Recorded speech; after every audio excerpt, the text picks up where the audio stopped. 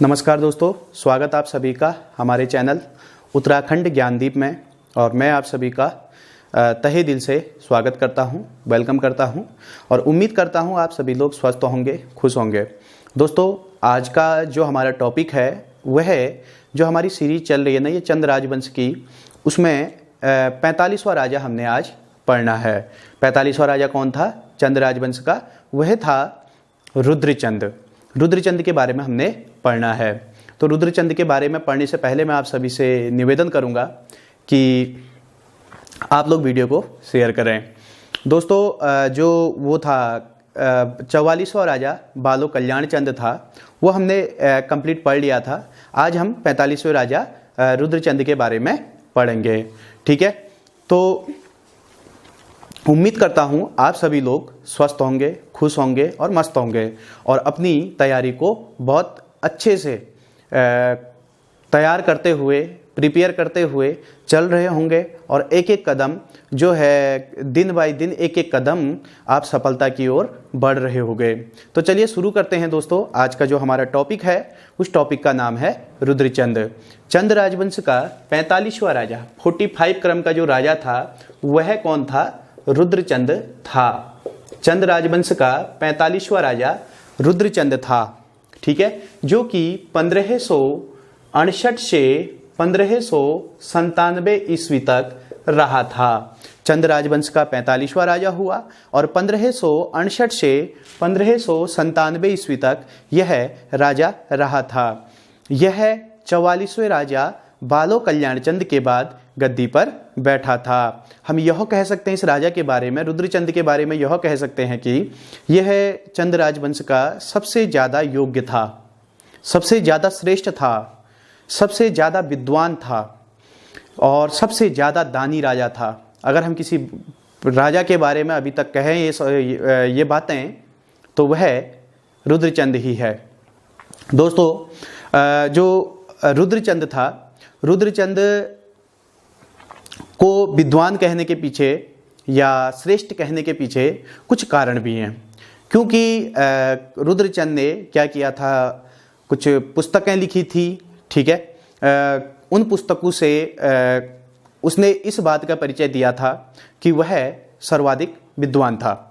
अब वो पुस्तकें कौन सी हैं उनके बारे में हम आगे पढ़ेंगे। श्रेष्ठ भी था चंद राजवंश का ये, और इसके बारे में बहुत कुछ जानकारी मिलती है। उस जानकारी को हम आगे लेते रहेंगे और आगे बढ़ते रहेंगे। ठीक है, तो सबसे ज़्यादा श्रेष्ठ हो गया, विद्वान हो गया, शिक्षित अगर हम कहेंगे किसी को, दानी कहेंगे, तो वह रुद्रचंद ही था। हुआ क्या था, जब यह 1568 में गद्दी पर बैठा था, रुद्रचंद जब 1568 ईस्वी में गद्दी पर बैठा था, तो क्या हुआ कि मैं यहाँ पे एक छोटा सा मैप के द्वारा दिखाने की कोशिश करता हूँ दोस्तों। ठीक है, ये हो गया। इसे मैं थोड़ा, ये द्वारा थोड़ा बड़ा बन गया। ठीक,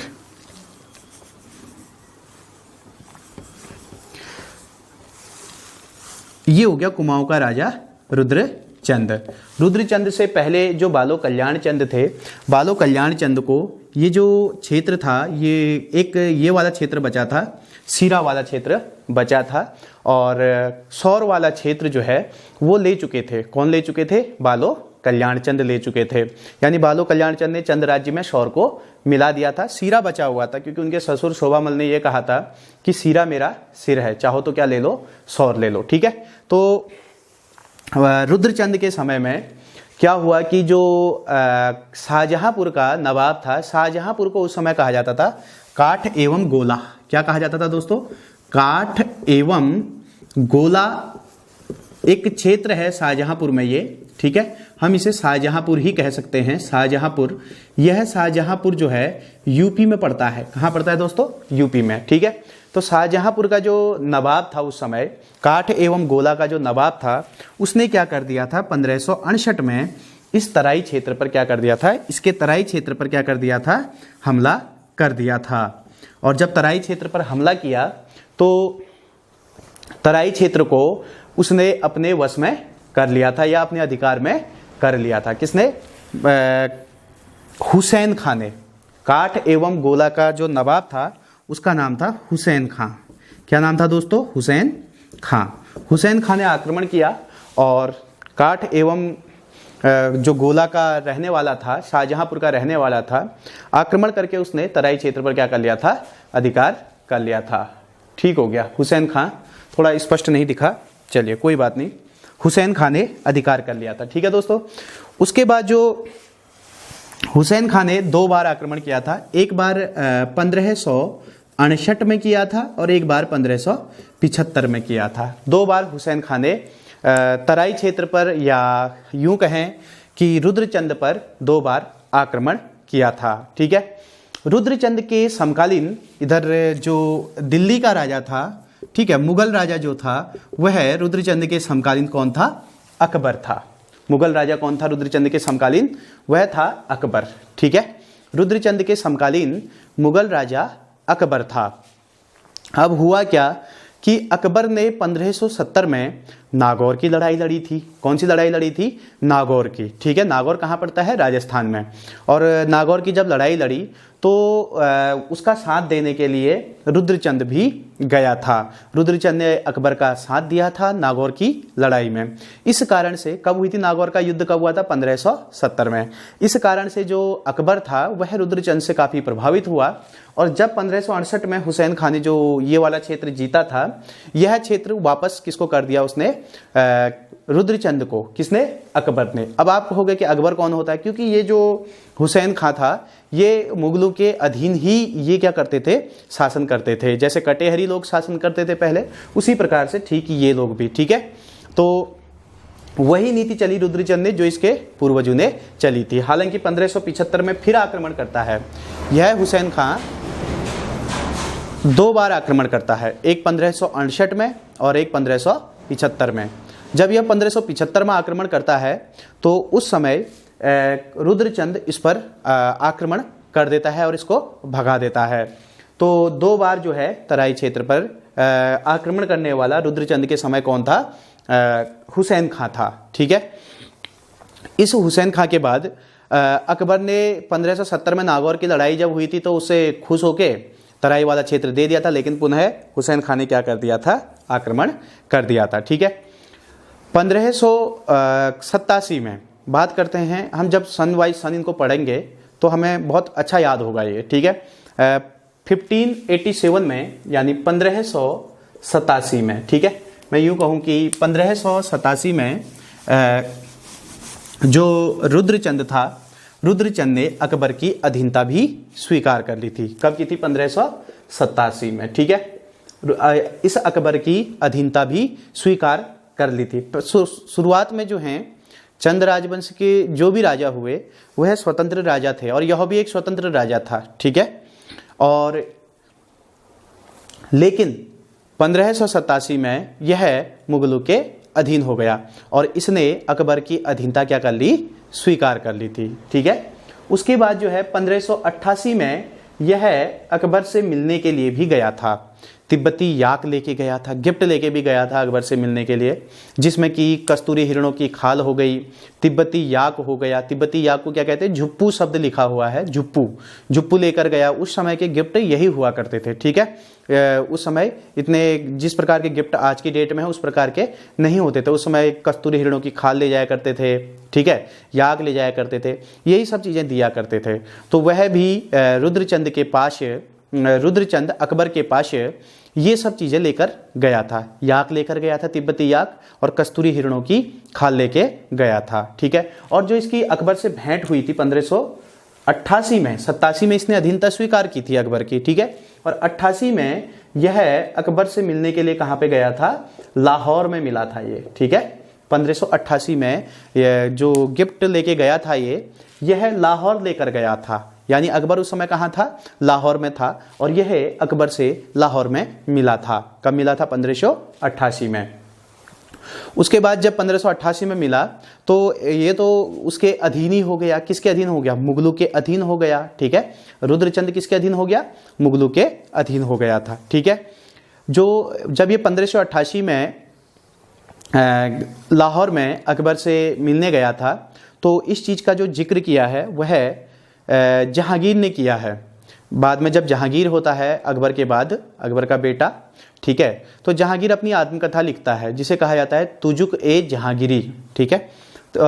तुजुक ए जहांगीरी को लिखना शुरू करता है जहांगीर, और उस आत्मकथा में इस बात का जिक्र करता है कि एक पहाड़ी राजा जो है वह रुद्रचंद अकबर से मिलने के लिए कहाँ आता है, लाहौर आता है। अपने साथ क्या क्या लेके आता है, तिब्बती याक लेके आता है, और तिब्बती याक लेके आता है, कस्तूरी हिरणों की खाल लेके आता है। तो इस घटना का जो जिक्र करता है वह कौन करता है, जहांगीर करता है, ठीक है। कौन करता है, जहांगीर करता है। जो रुद्रचंद है, रुद्रचंद ने नेक्स्ट जो अकबर वाली कहानी है ये तो यहीं पे ख़त्म हुई, ठीक है। रुद्रचंद ने कुछ पुस्तकें लिखी थी, इसकी फेमस पुस्तकें हैं, कुछ पुस्तकें भी लिखी थी रुद्रचंद ने। उन पुस्तकों का मैं आपको नाम बता देता हूँ, थोड़े से मिटा के उन पुस्तकों का नाम बता देता हूँ, जिस कारण से मैं इसे सबसे ज़्यादा क्या कह रहा था, विद्वान कह रहा था, ठीक है। सबसे ज़्यादा विद्वान, शिक्षित क्यों कह रहे हैं इसे? नंबर एक तो यह संस्कृत का बड़ा प्रेमी था, ठीक है, संस्कृत भाषा का बड़ा प्रेमी था, और संस्कृत भाषा का ही खूब इसने क्या किया था, प्रचार प्रसार किया था। वरन अपने राज्य के जो भी युवा थे इसके, उनको भी संस्कृत के लिए इसने क्या किया था, प्रोत्साहित किया था। और राज्य के युवाओं को संस्कृत पढ़ने के लिए इसने कहाँ भेजा था, कश्मीर और काशी भी भेजा था, ठीक है। और इतना संस्कृत का विद्वान था ये, संस्कृत को इतना ज़्यादा प्रचार करता था कि अल्मोड़ा में भी इसने संस्कृत शिक्षा की क्या कर दी थी, व्यवस्था कर दी थी कि लोग संस्कृत पढ़ें करके, ठीक है। तो संस्कृत के प्रति इसके रुझान को देखते हुए इसने स्वयं भी कुछ किताबें लिखी हैं, जिनमें कि पहला नाम जो आता है वह आता है त्रैवैणिक धर्म निर्णय। पहली जो पुस्तक थी इसकी वह है त्रैवैणिक धर्म निर्णय। एक ही पुस्तक है ये, त्रैवैणिक धर्म निर्णय, जो कि रुद्रचंद ने लिखी थी। किस भाषा में लिखी है ये? भाषा वैसे ही पता चल रहा है कि यह संस्कृत भाषा में लिखी गई पुस्तक है, ठीक है, त्रैवैणिक धर्म निर्णय, ठीक। यह पुस्तक जो इसने लिखी थी यह धर्मशास्त्र यानी धार्मिक व्यवस्था से रिलेटेड पुस्तक है ये, ठीक है। त्रैवैणिक जो धर्म निर्णय पुस्तक है वह किस चीज़ से संबंधित है, ठीक है, धार्मिक व्यवस्था से संबंधित है। इसने इस पुस्तक में क्या किया, जो ब्राह्मण होते हैं ब्राह्मणों के वर्ग बनाए, अलग अलग वर्ग बनाए, ब्राह्मणों का वर्गीकरण किया, और ब्राह्मणों के भी वर्ग बना दिए, ऊंचे ब्राह्मण, निम्न ब्राह्मण, ठीक है। और ब्राह्मणों के लिए एक व्यवस्था इस किताब में, धार्मिक व्यवस्था, सामाजिक व्यवस्था इसने ब्राह्मणों के लिए इस किताब में दी है कि कौन ऊंचे ब्राह्मण होंगे, कौन निम्न ब्राह्मण होंगे, कौन बीच के ब्राह्मण होंगे, ठीक है। इस किताब में जो धार्मिक व्यवस्था दी है उसके आधार पर इन्होंने ब्राह्मणों को 3 भागों में बांटा था। ब्राह्मणों के 3 वर्ग बनाए थे। जो सबसे ऊपर वाले ब्राह्मण होते हैं, सबसे ऊपर वाले जो ब्राह्मण हुए, सबसे उच्च कोटि के जो ब्राह्मण बनाए इसने, वो बनाए थे चौथानी ब्राह्मण, ठीक है, चौथानी ब्राह्मण, ठीक है। देखो चौथानी ब्राह्मण की जो नियुक्ति की गई थी, चौथानी ब्राह्मणों की जो नियुक्ति की गई थी वह तो सोमचंद के काल में ही की गई थी, ठीक है। लेकिन चौथानी ब्राह्मण जो इस प्रकार का ये वर्गीकरण किया गया ब्राह्मणों का, चौथानी तिथानी, ये किस काल में किया गया था? ये रुद्रचंद के काल में किया गया था, ठीक है। तो जो सबसे ऊंचे ब्राह्मण, 3 भागों में इन्होंने ब्राह्मणों को बांटा था, एक ऊंचे, एक बीच वाले, एक सबसे निम्न वाले, ठीक है। तो सबसे ऊंचे जो ब्राह्मण हुए वो हुए रुद्रचंद की नजरों में चौथानी ब्राह्मण, ठीक है। रुद्रचंद के वर्गीकरण में सबसे ऊंचे ब्राह्मण जो हुए वे चौथानी ब्राह्मण हुए। कौन से ब्राह्मण हुए? चौथानी ब्राह्मण। और उसके बाद नंबर 2 पर इसने किए पंचबीड़ीय। दूसरे ब्राह्मणों का वर्ग कौन सा है? पंचबीड़ीय ब्राह्मण, यानी कि हम इन्हें कह सकते हैं तिथानी ब्राह्मण, ठीक है। पहले ब्राह्मण हुए चौथानी, दूसरे ब्राह्मण हुए तिथानी, ठीक है। सबसे ऊंचे चौथानी ब्राह्मण हुए, तिथानी को पंचबीड़ीय भी कहा जाता है, ठीक है। और ब्राह्मणों का इसने तीसरा वर्ग बनाया पितलीय वर्ग, ठीक है, पितलीय ब्राह्मण। दूसरा पंचबीड़ीय हो गए। तीसरे जो सबसे निम्न कोटि के इसने ब्राह्मण बनाए, निम्न कोटि का जो वर्ग बनाया ब्राह्मणों का वह बनाया पितलिया, जिसमें कि खस ब्राह्मण आते थे, ठीक है, खस ब्राह्मण इसमें आते थे, सबसे निम्न कोटि के ब्राह्मण, ठीक है, इसी में आते थे। उसके बाद यह तो ब्राह्मणों का गोत्र निर्धारित किया गया, ब्राह्मणों की सामाजिक व्यवस्था दी गई। सब किसके द्वारा दी गई थी? रुद्रचंद द्वारा। किस पुस्तक में दी गई थी? त्रैवैणिक धर्म निर्णय, जो कि धार्मिक व्यवस्था से संबंधित है, ठीक है। ब्राह्मणों के वर्ग भी बना दिए इसने 3 वर्गों में। इसके अलावा कुछ अन्य वर्ग भी बनाए थे, ठीक है, जैसे कि ओलिया। ओलिया एक वर्ग बनाया इसने, ठीक है, ओलिया हो गया। और गुरु, पुरोहित, वैद्य, सही सब पद इसी के समय निर्धारित किए गए थे। ठीक है, गुरु, पुरोहित, वैद्य, सही, बाजदार। ठीक है, और सही जो होता है वो घोड़े का रखवाला होता है। ठीक है, सही माने जो होता है वो घोड़े का रखवाला होता था। ठीक है, गुरु, पुरोहित, वैद्य तो आपको समझ में ही आ रहा होगा। ठीक है, बाजदार बाज को ट्रेनिंग देने वाले होते थे। ठीक है, सही घोड़े का रखवाला होता था। ये जो पद बनाए गए थे ये सारे के सारे पद रुद्रचंद के काल में ही बनाए गए थे। ठीक है, किसके काल में बनाए गए थे? रुद्रचंद के काल में ही बनाए गए थे सारे के सारे पद ये। ठीक है, उसके बाद ठीक हो गया, 1587 भी हो गया हमारा, 88 भी हो गया। इसने कुछ पद भी निर्धारित किए, त्रैवैणिक धर्मनिर्णय पुस्तक लिख दी। तो ये इसकी पहली पुस्तक थी, त्रैवैणिक धर्मनिर्णय। उसके बाद हम आगे बढ़ते हैं। त्रैवैणिक धर्मनिर्णय के बाद हम दूसरी किताब पे चलते हैं। इसकी दूसरी किताब थी इसकी उषा रुद्र गोदया। ठीक है, उषा रुद्र गोदया। ठीक है, रुद्रचंद की जो दूसरी पुस्तक थी त्रैवैणिक धर्मनिर्णय के बाद वह थी उषा रुद्र गोदया। ठीक है, उषा रुद्र गोदया जो पुस्तक है वह राजनीतिक प्रशासन से संबंधित है। ठीक है, वो धार्मिक प्रशासन से थी त्रैवैणिक धर्मनिर्णय, लेकिन यह पुस्तक जो है वह राजनीतिक प्रशासन से संबंधित थी। ठीक है, कौन सी? उषा रुद्र गोदया। राजनीति विज्ञान दिया है इसमें इसने। ठीक है, तीसरी पुस्तक इसने लिखी, विद्वान राजा है। तीसरी पुस्तक इसने लिखी थी सेन शास्त्र। कौन सी पुस्तक लिखी थी दोस्तों? सेन शास्त्र। तीसरी पुस्तक लिखी थी सेन शास्त्र। सेन शास्त्र में इसने जो वर्णन किया है वह है पक्षी आखेट का वर्णन किया है, यानी कि शिकार इकार खेलने का शौकीन। ठीक है, और उसका इसने इसमें वर्णन किया है पक्षी आखेट का। ठीक है, पक्षी आखेट से रिलेटेड पुस्तक कौन सी है? सेन शास्त्र हो गई, और राजनीतिक से उषा रुद्र गोदया हो गई, और धार्मिक से हो गई त्रैवैणिक धर्मनिर्णय। और ये तीनों ही पुस्तक किस भाषा में लिखे हैं? संस्कृत में। और संस्कृत का प्रचार प्रसार करने वाला राजा कौन था? रुद्रचंद था। एक चौथी पुस्तक इसने और लिखी थी, ययाति चरितम। ययाति चरितम। ठीक है, ये रुद्रचंद ने चौथी पुस्तक लिखी थी। ठीक है, इसके अलावा रुद्रचंद ने अल्मोड़ा में मल्ला महल के किले का भी निर्माण किया था। मल्ला महल का किला जो बनाया था अल्मोड़ा में वह रुद्रचंद के द्वारा ही बनाया गया था। किसके द्वारा बनाया गया था? रुद्रचंद के द्वारा। ठीक है, कहीं पे पहले बालो कल्याण चंद पढ़ा करते थे हमें से बहुत सारी किताबों में, लेकिन जो फाइनल अब जो किताबें जो हैं अपडेट होके आती हैं तो उनमें हर किताब में ये रुद्रचंद ही मिलता है कि मल्ला महल का जो निर्माण कराया था वह रुद्रचंद ने कराया था। इससे पहले हमने बालो कल्याण चंद पढ़ा था, और बालो कल्याण चंद ने जब अल्मोड़ा में अपनी राजधानी स्थापित की थी तो उसने भी वहाँ पर किला बनाया था। ठीक है, जिसे हम लाल मंडी का किला कहते हैं, वर्तमान में फोर्ट मोइरा किला भी कहते हैं। लाल मंडी या फोर्ट मोइरा किला जिसे कहा जाता है वह बालो कल्याण चंद ने बनाया था। और बालो कल्याण चंद ने लाल मंडी फोर्ट मोइरा के अलावा एक किला और बनाया था जिसे कहते हैं नैन पोखर का किला। ठीक है, कौन सा किला? नैन पोखर का किला इसने अल्मोड़ा में बनाया था बालो कल्याण चंद ने। ठीक है, रुद्रचंद ने फिर कौन सा किला बनाया था अल्मोड़ा में? मल्ला महल का किला। ठीक है, मल्ला महल अल्मोड़ा का फेमस। ठीक है, किसके द्वारा बनाया गया था? ये रुद्रचंद के द्वारा बनाया गया था। ठीक है, उसके बाद जो है मल्ला महल भी रुद्रचंद ने बनाया। ठीक है, अकबर के साथ भी रहा ये, कुछ पुस्तकें भी लिखी, सबसे ज़्यादा विद्वान राजा भी यही है। ठीक है, युवाओं को संस्कृत के लिए प्रेरित भी करने वाला राजा यही है। ठीक है, काशी भेज रहा है उनको पढ़ने के लिए, कश्मीर भेज रहा है, सभी अपने जो भी इसके राज्य के युवा थे, ठीक है, सबको संस्कृत भाषा का प्रचार प्रसार कर रहा है खूब ये। ठीक है, इसके अलावा और इसके बारे में यह कहा जाता है कि जब इसने लास्ट में जो ये पद निर्धारित किए हैं, कौन कौन से पद निर्धारित किए हैं इसने? गुरु का पद निर्धारित किया है, पुरोहित का पद निर्धारित किया है, वैद्य का पद निर्धारित किया है, बाजदार हो गया, सईस माने घोड़े के रखवाले हो गए। ठीक है, ये पद किसके द्वारा निर्धारित किए गए थे? रुद्रचंद के द्वारा ही निर्धारित किए गए थे। इसके अलावा कुछ अन्य पद हो गए, जैसे मैं अभी बोल रहा था ओलिया। ठीक है, ओले पड़ने पर सतर्क करने वाले जो होते थे उसे ओलिया कहा जाता था, ओलिया ब्राह्मण होते थे। ठीक है, ओलिया ब्राह्मण भी इसी के द्वारा बनाए गए थे, जो कि ओले पड़ने पर क्या करते थे? सबको सतर्क करने का कार्य करते थे।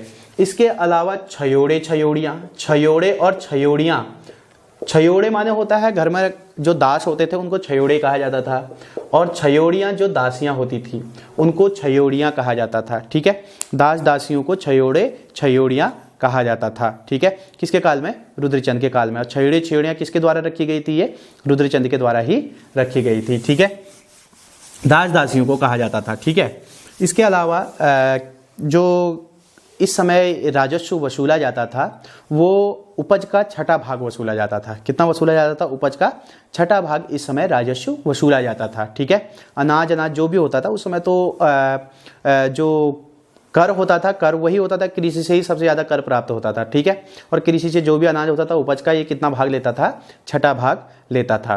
और छठा भाग जो लेते थे, लेने के लिए इसने कुछ पद नियुक्त किए, कुछ पद बनाए हुए थे जिन्हें कहा जाता है कैनिखस। ठीक है, कैनिखस इसने नियुक्त किए थे। ये कैनिखस क्या करते थे? हालांकि आगे कैनी उनके बारे में हम विस्तृत पढ़ेंगे, लेकिन रुद्रचंद के काल में इनका क्या कार्य है? रुद्रचंद के काल में ये क्या करते थे? छठा भाग जनता ने, पब्लिक ने देना है, उसे वसूल कर ये राज्य दरबार में कहो या कोष में कहो वहां तक पहुंचाने का कार्य इनका होता था। कैनिखसों का ये छठा भाग जो होते थे वसूल कर राज्य कोष में जमा करते थे। ठीक है, उसके बाद रुद्रचंद के समय, अब मैं इसको थोड़ा सा, और ये मैप तो अब मिटाना ही पड़ा, मैंने तब से बचा के रखा था ये कि अभी आगे जो है इसके बारे में हम और भी पढ़ेंगे करके, तो थोड़ा एक बार दोबारा बना देता हूँ इसे। रुद्रचंद के काल में क्या हुआ था? रुद्रचंद के काल में डोटी का राजा जो था, डोटी माने नेपाल। ठीक है, डोटी का राजा जो था रुद्रचंद, ठीक ये वाला क्षेत्र, सौर बच गए, सीरा बचा है अभी। ठीक है, और डोटी यहाँ का राजा, गढ़वाल का राजा, देखो रुद्रचंद के समय गढ़वाल का जो राजा था वह बलभद्र शाह था। मुगल बादशाह कौन था? अकबर था। और डोटी का राजा जो था वो जयमल था। जयमल तो भारती चंद के समय था, इस समय हरिमल होगा। ठीक है, हरिमल। तो इसके समय जो डोटी का राजा था वह हरिमल था। इससे पहले हरिमल का पिता शोभामल हुआ करता था। ठीक है, और जयमल जो था वो भारती चंद के समय हुआ करता था, जयमल या यक्षमल। ठीक है, तो इस समय हरिमल हुआ करता था। इसके समय डोटी का राजा कौन? रुद्रचंद के समय डोटी का राजा कौन था? हरिमल था। ठीक है, सन 1581 ईस्वी में, 1581 ईस्वी में रुद्रचंद और हरिमल के बीच युद्ध हुआ था। कब हुआ था? 1581 में। ठीक है, युद्ध किस लिए हुआ था? क्योंकि शोभामल ने कहा था कि जो सीरा वाला क्षेत्र है यह मेरा सिर है, यह मैं आपको नहीं दे सकता हूँ। ठीक है, तो रुद्रचंद अब वह उस समय तो मान गया क्योंकि उसने विवाह किया था। ठीक है, शोभामल की बेटी से। लेकिन जो रुद्रचंद है वह सीरा को लेना चाहता है, और सीरा को लेने के लिए इसने हरिमल पर क्या कर दिया था? आक्रमण कर दिया था। तो 1581 ईस्वी में सीराकोट का युद्ध होता है। किसके बीच? रुद्रचंद और हरिमल के बीच। कब होता है? 1581 में सीराकोट का युद्ध होता है, और सीराकोट के युद्ध में हरिमल हार जाता है और रुद्रचंद जीत जाता है, तथा सीरा पर क्या कर लेता है? अधिकार कर लेता है। तो चंद राजवंश में वो 15 बीघा जमीन आज देखो कहाँ से कहाँ पहुँच गई है, और सीरा भी मिल गया है। ठीक है, सीरा जब मिला तो दारमा, अस्कोट ये स्वतः ही मिल गए। अब एक छोटा सा क्षेत्र बचा है, ब्यास क्षेत्र बचा है, जिसको कि बाद में बाज बहादुर चंद मिलाएगा। मैं ऐसे दिखा रहा हूं इसे कि एक ब्यास क्षेत्र बचा है। ठीक है, ताकि आपको अच्छे से ये पता चल जाए कि किसने किस क्षेत्र को मिलाया था। ठीक है, तो जब रुद्रचंद ने सीरा को भी मिला दिया हरिमल को हरा कर, तो सीरा में फिर इसने भूमि बंदोबस्त भी कराया, वहां से भी टैक्स लेना है। ठीक है, वहां से भी कर इसने प्राप्त करना है, तो वहां पे भूमि बंदोबस्त कराया, और सीरा से इसके भूमि बंदोबस्त संबंधी कुछ अभिलेख भी प्राप्त हुए हैं। ठीक है, सीरा से प्राप्त हुए हैं कुछ अभिलेख, जो कि इसने यहाँ पे भूमि बंदोबस्त कराया था, उसकी जानकारी उन अभिलेखों से प्राप्त होती है। इस सीरा को जीतने में जो सबसे महत्वपूर्ण भूमिका निभाई गई थी वह है इसके सेनापति, इसका एक सेनापति था जिसका नाम था पुरुषोत्तम पंत। ठीक है, पुरुषोत्तम पंत। पुरुषोत्तम पंत ने सीरा को जीतने में रुद्रचंद का महत्वपूर्ण सहयोग दिया था, और सीरा जीतने में जब महत्वपूर्ण सहयोग दिया पुरुषोत्तम पंत ने, तो रुद्रचंद ने इसको क्या किया था? सम्मानित भी किया था। किसको? पुरुषोत्तम पंत को सम्मानित भी किया। और उसके बाद जो है सीरा में भूमि बंदोबस्त भी किया। ठीक है, और सीरा को जीतने की खुशी में या डोटी के राजा हरिमल को हराने की खुशी में इसने क्या किया? थल में एक बालेश्वर मंदिर का निर्माण कराया था। फेमस जो बालेश्वर मंदिर है वह कहाँ है? चंपावत में। इसके अलावा बालेश्वर के और भी मंदिर हो सकते हैं। एक एक मंदिर जो बालेश्वर का इन्होंने बनाया रुद्रचंद ने, वह पिथौरागढ़ में बनाया। थल पिथौरागढ़ में बालेश्वर मंदिर का जो निर्माण कराया था वह किसने कराया था? रुद्रचंद ने। और इसको निर्माण करने की जो सलाह दी गई थी वह रामदत्त पंडित द्वारा दी गई थी। कहते हैं कि जहाँ बालेश्वर मंदिर है वहीं रामदत्त पंडित की भी क्या है? समाधि है। तो रामदत्त पंडित की सलाह पर इन्होंने बालेश्वर मंदिर का निर्माण कराया। क्यों कराया? सीरा को जीतने की खुशी में, हरिमल्ल को हराने की खुशी में, ठीक है। और वहां भूमि बंदोबस्त भी किया, ठीक है। तो ये हो गया बालेश्वर मंदिर और इसके बारे में। सन 1591 में रुद्रचंद ने गढ़वाल के राजा बलभद्र शाह पर भी क्या कर दिया था? आक्रमण कर दिया था। कब किया था? 1591 में बलभद्र शाह पर आक्रमण किया। लेकिन दुर्भाग्यवश इस आक्रमण में इसका प्रसिद्ध सेनापति पुरुषोत्तम पंत क्या हो गया था? मारा गया था। वही पुरुषोत्तम पंत जिसने कि सीरा को जीतने में महत्वपूर्ण भूमिका निभाई थी। अभी यहाँ पे कौन सा क्षेत्र बताया था मैंने आपको? ब्यास क्षेत्र बचा हुआ है, ठीक है। याद करने के लिए इसे बाज बहादुर चंद मिलाएगा बाद में, मैं यहीं पे बता देता हूँ इसे, ठीक है।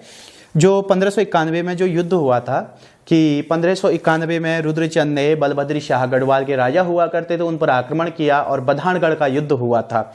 बधानगढ़ जो पड़ता है वह पिंडर नदी के तट पर तो नहीं कह सकते हैं, लेकिन पिंडर नदी के घाटी में पड़ता है, ठीक है।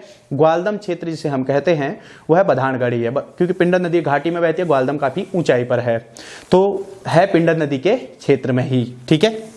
तो ग्वालदम का युद्ध हुआ या बधानगढ़ का युद्ध हुआ 1591 में। किसके बीच? रुद्रचंद और बलभद्र शाह के बीच हुआ था, जिसमें कि रुद्रचंद जीत गया। लेकिन उसका प्रसिद्ध जो सेनापति था जिसका नाम था पुरुषोत्तम पंत, जिसने कि सीरा को जीतने में भी महत्वपूर्ण भूमिका निभाई थी, उस सेनापति का इस युद्ध में क्या हो गया था? देहांत हो गया, यानी मारा गया था, ठीक है।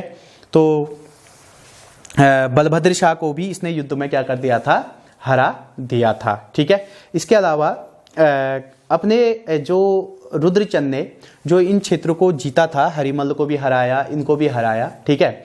इनके पीछे एक कारण था, इसके पास थे मिलिट्री सेना, ठीक है। कौन सी सेना थी इसके पास? मिलिट्री सेना, ठीक है। अपने राज्य में मिलिट्री सेना की स्थापना करने वाला जो चंद वंश का राजा था वह कौन था? रुद्रचंद था। और उस सेना की बदौलत इसने इनको जीत दिया था, ठीक है। मिलिट्री सेना की बदौलत जीता था। तो मिलिट्री सेना की स्थापना करने वाला चंद वंश का राजा कौन था? वो यही था, ठीक है। इसके अलावा रुद्रचंद के बारे में कुछ तथ्य बचे हैं, ठीक है। रुद्रचंद के बारे में मल्ला महल में आपको बता चुका हूं, ठीक है, कि मल्ला महल का निर्माण कराया था। मल्ला महल के निर्माण के अलावा रुद्रचंद ने रुद्रपुर नगर भी बसाया था, ठीक है। रुद्रपुर नगर वैसे 1600 ईस्वी में कहा जाता है, पर रुद्रचंद का जो कार्यकाल है वह 1597 में खत्म हो गया। तो हम केवल इतना याद कर सकते हैं इसे कि रुद्रचंद ने रुद्रपुर नगर अपने नाम से बसाया था, ठीक है। और स्थापना भी रख सकते हैं, याद रख सकते हो कि 1600 में, हर किताब में हर जगह पे इसकी स्थापना 1600 ही दिखाई देती है, ठीक है। अब हो सकता है कार्यकाल में दिक्कत हो या हो सकता है कि, ठीक है। उसके अलावा रुद्रचंद ने रुद्रपुर में अटरिया मेले का भी क्या किया था?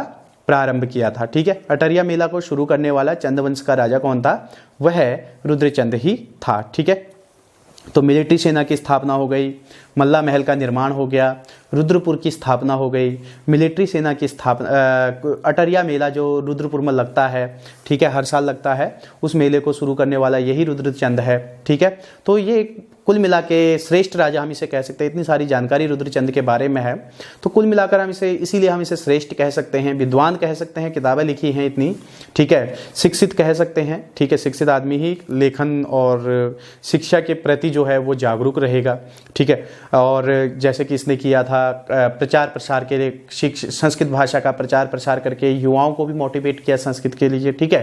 तो ऐसा एक शिक्षित व्यक्ति ही कर सकता है। तो ये हमारा रुद्रचंद के बारे में आज की जो जानकारी थी ये थी, और जितना भी हमें रुद्रचंद के बारे में पता था वो आप सबको बताया गया, ठीक है। तो नेक्स्ट क्लास जो हमारी चलेगी वह है रुद्रचंद के बेटे लक्ष्मीचंद के बारे में। हो सकता है अगर कोई पॉइंट छूट जाता है तो उस पॉइंट को मैं नेक्स्ट में आपको बता दिया करूँगा नेक्स्ट वीडियो में। तो चलिए आज के लिए इतना ही काफ़ी है। नमस्कार, जय हिंद।